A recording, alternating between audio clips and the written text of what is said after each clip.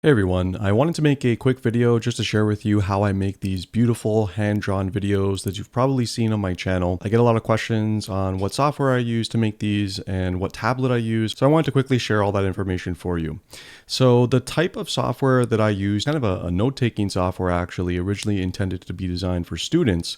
It's this app here called RNote. And it's an absolutely free app to use. In fact, all of the code is open source, so you can read it yourself. It's built and designed in Rust, and it also supports Linux, Mac OS, and Windows. You can even downgrade to certain versions if there's any kind of instability. And if you want to install them, you can come to this website here, rnote.flxzt.net. I'll leave this link in the description section below so you can go and get it. And you can read about some of the different features, how to add your own fonts, and just some of the other information here as well. Okay, so once you get everything installed, here's what you'll see. This is the program itself. Now, there's a couple customizations that I did to my setup to make it look kind of more pleasant to the eye, get rid of a lot of the different noise that you see here. So the horizontal and vertical lines, this little origin indicator thing as they call it here. There's also a grid pattern, not sure if you can see, but also the background color as well. White is very harsh on the eyes, so I like to use something a little bit darker just to make this easier to read for me, especially at night. And so in order to change all these different settings, you need to go to the top left here. There's a little expando bar here to show the sidebar, and this allows you to work with the settings. Make sure that you have this tab selected here. This will allow you to change all the different settings for RNote itself. Okay, so let's tackle this one by one. We want to scroll down to the document section here. And so the first thing that we can do is remove these horizontal and vertical lines here. So in order to do that, we just click on this tab here. So there you go, that's gone. I also want to change the background color from something that's white to something more pleasant. So I'm going to click on color here. We're going to go to this kind of off black color, gives it some really nice contrast. Going to go ahead and click on that and click on select. So there you go. Now you can really start to see the dots that are coming out here. So we want to remove that under pattern. Go ahead and click on dots. You can change this to either lines or grid or isometric grid or isometric dots, depending on what you're doing and how you're using this program. If it's for note taking or drawing or whatever it may be, you may want to use different ones. So I'm just going to click on none here. And then the last thing I want to do is just get rid of the origin indicator here at the top. And I'm just going to go to show origin indicator and then click on this button here, and that gets rid of it. Now, one other thing you should know, if you want to persist these settings from session to session, in other words, you want to have these settings save whenever you open RNote, you'll need to click this button here. Okay, so that's how I got the canvas to how I have it in my videos. Now, I want to show you a couple other things using this program that I really like about it. And the nice thing about this program is, in my opinion, the algorithm that they use to smooth out the text as you draw. I've tried out so many different programs. I've tried OneNote, I used to use draw.io, and I never liked how my pen looked when I was drawing. So let me show you a little bit about how it looks when I'm actually doing it.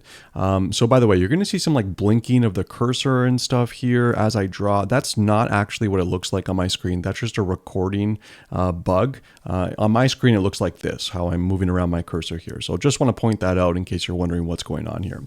Okay, so let's draw a little bit. Hello world. And you can try some different pointers here for different sizes. So hello world. This actually looks very close to my drawing in real life. And then you can also, of course, try the different colors here. So hello world. Nothing very impressive.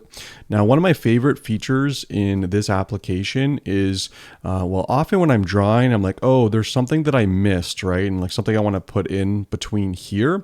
So how would you typically do this? Well, like you need to like go to the select option here. I believe this is the select option. No, that's this one. So selector, and then you need to like box the stuff that you want and then move it down. And then like maybe you delete it or whatever it may be, right? However, this tool has a really neat feature where you can just, let me actually show it to you. It's a better way of explaining it. So I'm going to grab this tool here and check this out. It's going to blow your mind. Bloop. You just bring everything down. So it basically allows you to expand your canvas in specific places. It's only in the vertical direction, so you can only bring things like up and down. But as you can see, this is like super helpful when you're taking notes. Say you forgot to put something right here, or you want to draw something else like in between. Oops, I need my brush. you want to draw something else in between, you can very easily do that. So that's another super nice feature of this application. Also has some very nice color templates that are provided by default. You can customize this as well, but honestly, these are excellent colors and just very pleasant to look at. And when you actually write and record your screen in a video, it's very good contrast, and just everything just looks really, really nice when using this app. Now, there's a ton of other stuff that you can do in this app. I use like probably 5% of the different features, and I haven't really tried all of them, but we can just poke around really quick. One thing I wanted to point out, I'm going to try to draw with my mouse for a second. You can see how bad it looks. Like it's not viable to draw with your mouse, especially if you're trying to draw rapidly. And so I would highly suggest you guys get yourself a drawing tablet. Now, I've tried a couple of them before. One was from a company called Veik, V-E-I-K, and I can't remember the model name. But the one that I use now that I would highly suggest is one made by Wacom, and I'll show you it here on Amazon.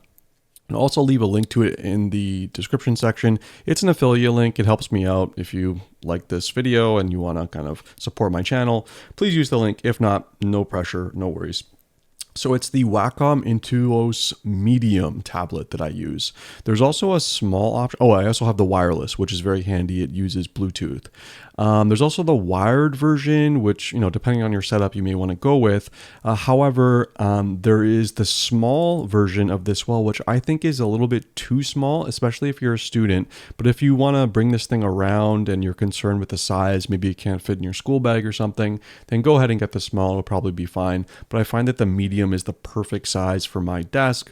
It works really well. And honestly, this thing it's perfect. There's a ton of different settings you can customize with it too, including pen pressure, whether or not you want it to map to one of your screens or just a section of your screens.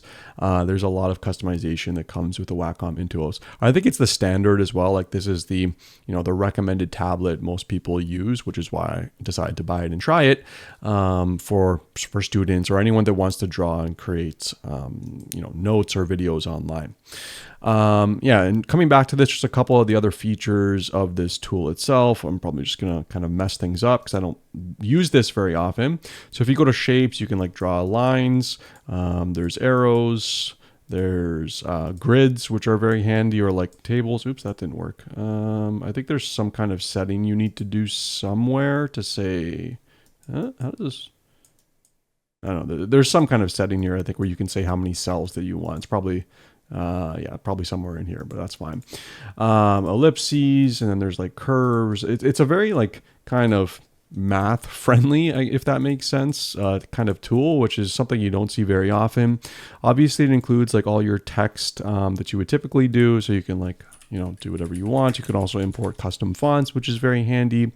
And then there's the eraser tool to get rid of this stuff. Is this working properly? Oh, this is just for. Okay, I think you have to select it first. Select tool is here. There we go. Something like this. I usually just like Control Z, but usually eraser works. Okay, for text, it doesn't work. Okay, so there we go. So you need to cover it in whole with your selector in order to remove text. But the eraser works on like all independent lines or dots or whatever you have in your drawing here.